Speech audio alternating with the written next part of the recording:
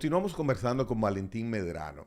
Me gustaría conocer, ¿auguras un cambio hacia lo que ustedes los abogados quisieran se manifieste en el mundo jurídico dominicano, sobre todo lo que tiene que ver con Ministerio Público y algunos jueces? Valentín Medrano, ¿ves cosas positivas o te quedas con los deseos de que algunas cosas cambien? Mira, esa misma pregunta que tú me haces, yo se la hice a una de las personas que yo conozco o considero con mayor nivel de luces, la mayor cantidad de luces desde el punto de vista cognitivo y la mayor brillantez en derecho, en el derecho, una jueza amiga, y le hice esa pregunta en conciliábulo: ¿qué usted cree? ¿Esto cambiará? Me dijo: no, no hay manera. No hay manera. Sin embargo, yo auguro la esperanza. Conservo la esperanza. Una jueza te dijo eso. Sí, conservo la esperanza de que poco a poco, como hemos venido avanzando muy poco a poco, a veces es más lo que desandamos en términos sistémicos que el avance que observamos. Es decir, nos retrasamos muchas veces más que lo poco que avanzamos. Pero yo entiendo que hay mucha gente que aporta pequeños granos para la conformación del todo deseado desde el punto de vista jurídico. Por ejemplo, recuérdate recientemente la encíclica del magistrado Alejandro Vargas, cuando hablaba de la disposición que él tiene de asumir un frente y de asumirse como antemural en el que choquen los intereses que se procuran aparentemente de hipotecar el país. La hipoteca del país comienza con la falta de seguridad jurídica, porque yo siempre he dicho que las personas que interactúan con nosotros desde otros lares que tienen capacidad de incidir en la República Dominicana, no les interesa aparentemente que nosotros nos veamos como iguales, que nosotros dejemos de ser el subhumano, porque eso solo se consigue con tener un poder judicial verdaderamente independiente e imparcial. Cuando aquí a cada quien, a lo interno, se le dé lo que le corresponde en justicia, no hay nada más que buscar. El desarrollo está asegurado. ¿Por qué el Poder Judicial, tomando tus críticas, tomando como referencia tus preocupaciones, por qué el Poder Judicial no se independiza, no se empodera? Porque depende en su selección para los puestos directivos del gobierno central. Siempre la cenicienta ha sido el Poder Judicial. Fíjate que ni siquiera, hablando de incumplimiento de normas de ley, ni siquiera nunca se le ha cumplido con la partida presupuestaria que la ley establece, que la Constitución establece para el Poder Judicial, para asegurar la independencia del Poder Judicial. Entonces la mano del Poder Ejecutivo en los gobiernos está siempre encima del hombro, por lo que dices, del Poder Judicial. No, yo te voy a poner un ejemplo sencillo. Quien escoge a los jueces de las altas cortes, en este caso de la Suprema Corte de Justicia, es el Consejo Nacional de la Magistratura por un mandato constitucional. ¿Tú viste en alguna lista? Pero tú has alabado mucho la Constitución de 2010. Pero claro, pero tú has visto en alguna lista de la que se presentaron antes de la escogencia de los jueces que recientemente fueron incorporados al Tribunal Constitucional. ¿Tú viste alguna lista en que faltara el nombre del presidente actual? ¿La viste alguna lista? No, todas coincidían en que ¿qué te dice eso? No es malo, vuelvo y te reitero, no es malo, porque él es muy bueno. Pero ese nombre se conocía de antemano, un mes antes. De antemano, y como quiera, resultó ser el ganador. ¿Qué te dice eso? Que el Ejecutivo decide.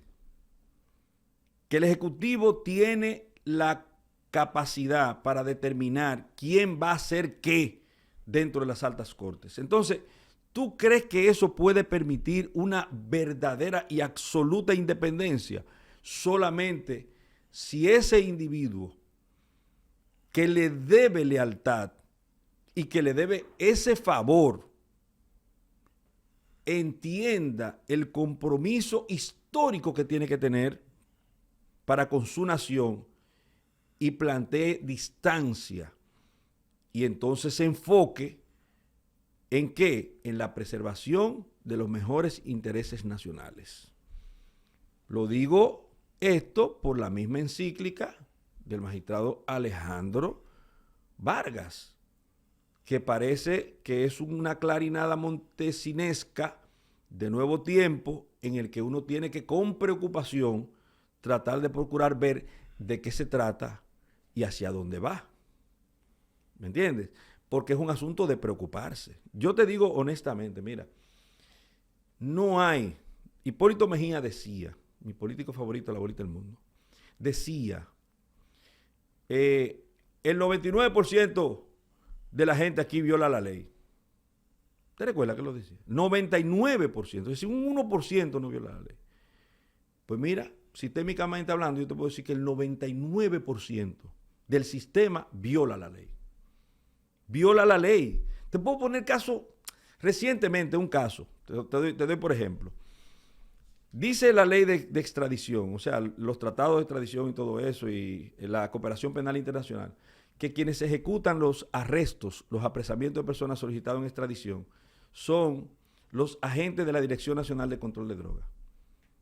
Recientemente, en un caso que se dio en una torre de aquí del ensanche Julieta, que creo que se llama así, no sé, la Julia, del ensanche La Julia, arrestaron a una persona, ¿quiénes? Los agentes de la DICRIM. Entonces aquí todo el mundo viola la ley. No hay nadie. Mira, tú te recuerdas, creo que tú lo conoces, claro, ¿cómo no lo va a conocer? Tu vasto conocimiento bíblico. Cuando Dios fue a destruir a Sodoma y Gomorra, que estaba buscando solamente un hombre justo. Uno. Entonces aquí nadie puede hacer un mea culpa. Nadie puede hacer un mea culpa. Mira, aquí viola la ley el Ministerio Público. Yo te puedo decir a ti, por ejemplo, cómo el Ministerio Público viola su propia ley interna. Artículo 54, ley 133-11, orgánica del Ministerio Público. Dice que cuando una fiscalía, procuraduría especializada, por ejemplo, Wilson Camacho, que es de la PEPCA, ¿verdad? Cuando actúa, primero ellos no actúan, no accionan. ¿Cómo te lo puedo decir más fácil? Ellos no tienen la autoridad para ellos llevar a efecto acciones propias de la investigación. Por ejemplo, un allanamiento, apresar a alguien, no operan, no son operativas. Dice la ley que ellos solamente pueden participar en el proceso como asesores de las fiscalías apoderadas, pero pueden hacer algo que se llama en derecho, una figura jurídica que se llama avocación. Ellos dicen, mire, todos los actos de corrupción del distrito le corresponden al Ministerio Público titular, al Ministerio Público del Distrito Nacional. Yo me aboco, ¿qué quiere decir? Te quito el caso y lo asumo para mí. Dice el artículo 54 que cuando eso ocurre, todas las responsabilidades de ese caso pasan a esa dependencia. Pero, por ejemplo, cuando la Dirección de Persecuciones se aboca de un caso que tenga la Procuraduría Especializada de Persecución, PEPCA, le quita el caso. Y sin embargo, tú ves a Wilson Camacho y a Jenny Berenice actuando juntos. Cuando uno se abocó del Distrito Nacional y el otro se abocó del PEPCA. Entonces aquí todo el mundo, oye, no hay nadie que pueda decir yo no violo la ley. Te lo puedo decir, oye, por donde quiera. Aquí hay una violación constante. Te ejemplarizaba con el asunto de los semáforos. Porque la tendencia es a educar a la ciudadanía de que se puede violar la ley siempre que haya un fin noble detrás de eso. Es decir, yo puedo meter preso a todo lo que yo presuma delincuente y que la gente crea que son delincuentes, violándole todos los derechos, porque hay un fin noble al final. ¿Cuál es? La lucha en contra de la corrupción. Entonces, cada inicio de año, Valentín, cuando yo vea al presidente de la Suprema Corte de Justicia en presencia del presidente de turno,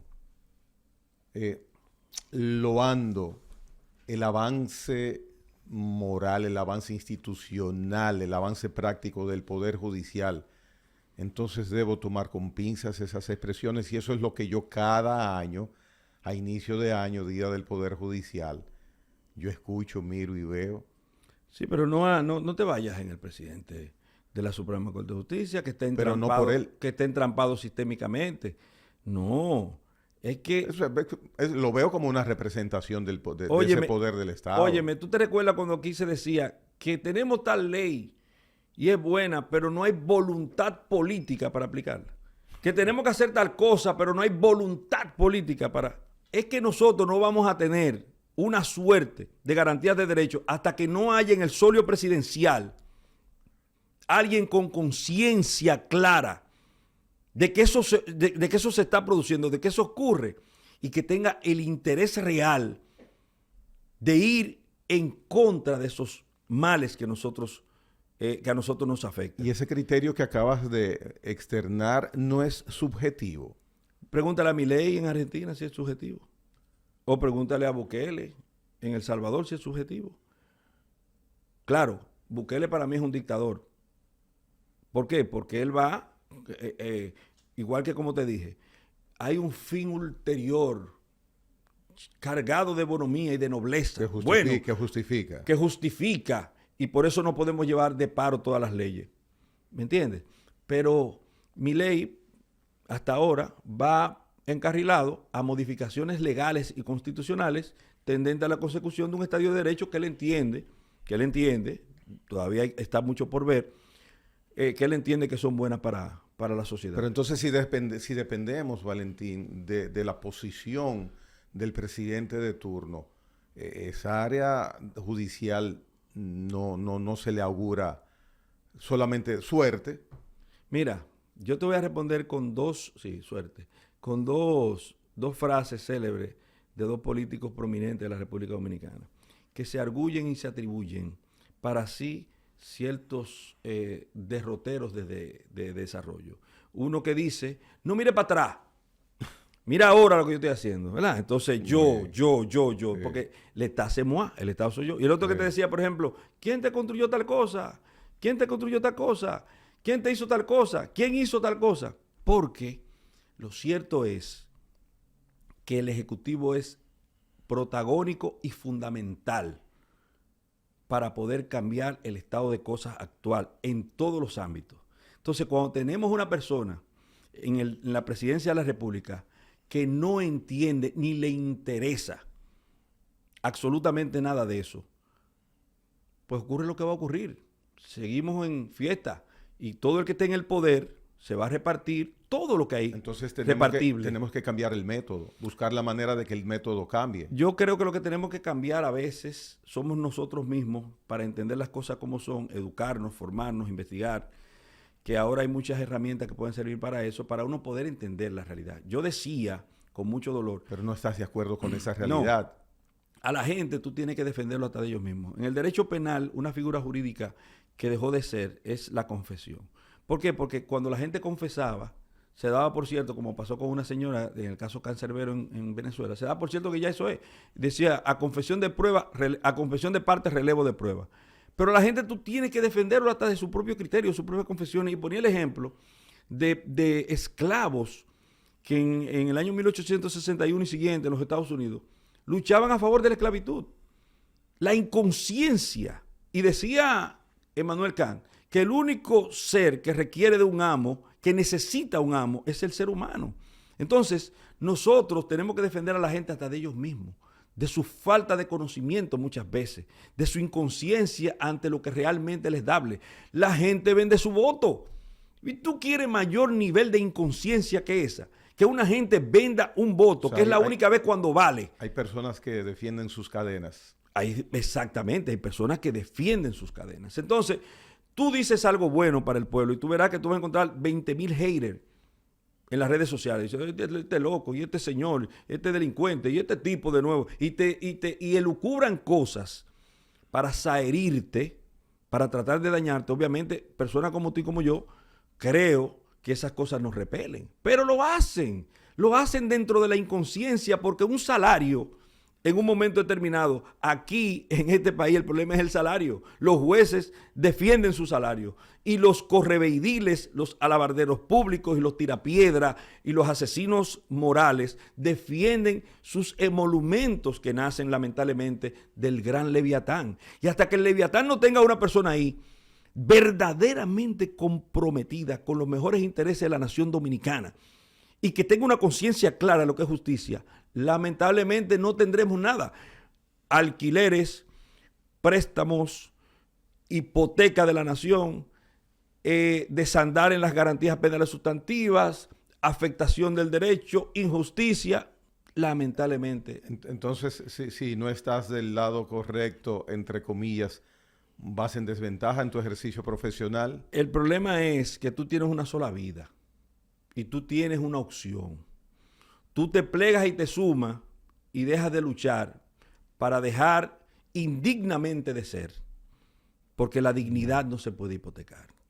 Entonces, tú sabes lo cómodo que me es a mí, por ejemplo, ser un correligionario de los gobiernos, ser un sí señor de los gobiernos. Comodísimo, porque ¿qué va a pasar conmigo? Me van a buscar como asesor, me van a pagar unos cuartos, me van a dar canonjías que voy a participar del boato, porque yo soy una persona que tiene, por así decirlo, y me perdonan la petulancia, mínimamente una injerencia, una participación, sí, un desenvolvimiento. Entonces, este tipo es bueno, vamos a traerlo para acá, ¿tú me entiendes? Y vamos a darle tal cosa y vamos a callarlo de tal forma. Pero yo te voy a decir una cosa, si la vida es tan corta y tú tienes un compromiso con valores, tú te vas a vender.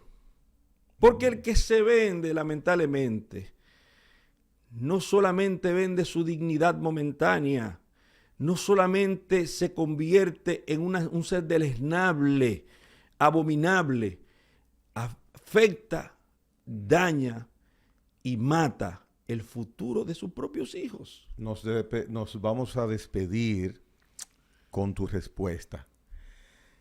Hay excepciones en los jueces, y si las hay, que entiendo que debe haberlas. Hay muchas excepciones. Te ilumina la cara pensando en esas excepciones. Sí, muchísimas, pero quiero decir lo siguiente. Voy a subirme en el mismo vehículo del magistrado Vargas en su encíclica, cuando decía: si te portas bien y lo haces bien, te persigue tus propios colegas, tu propio sistema. Si eso no acaban contigo, hay una serie de alabarderos públicos para matarte moralmente en la calle y enrostrarte cosas en el supermercado, donde quiera. Si eso no terminan contigo, el Ministerio Público te va a perseguir. Y si eso tampoco termina contigo, te quitan la visa. Entonces, a veces hay que entender que no solamente se es pusilánime en algunas cosas, en algunos casos, sino que a veces simplemente se es prudente y a veces se es consciente. Y a veces se está esperando el momento preciso para decir, ahora es cuando es. Bien. Valentín, espero que muchas cosas, tomando las palabras que has utilizado hoy día acá, cambien en el mundo de la justicia que se vive en República Dominicana, por lo que has dicho. Y una pregunta, ¿y no te convencí? Te presté mucha atención. No, esa no fue la pregunta. Atención yo te presto. Ahora, ¿tú estás consciente de que lo que yo dije es lo que ocurre o tú tienes una conciencia clara de que yo estoy equivocado? Pienso que puedes tener razón. Puede, no quiere decir que la tenga. Interesante lo que ha expuesto Valentín Medrano. Digno de prestarle atención y, por supuesto, ¿por qué no?, de creerle. Nos vemos mañana, nueva vez en La Hora con Gregory.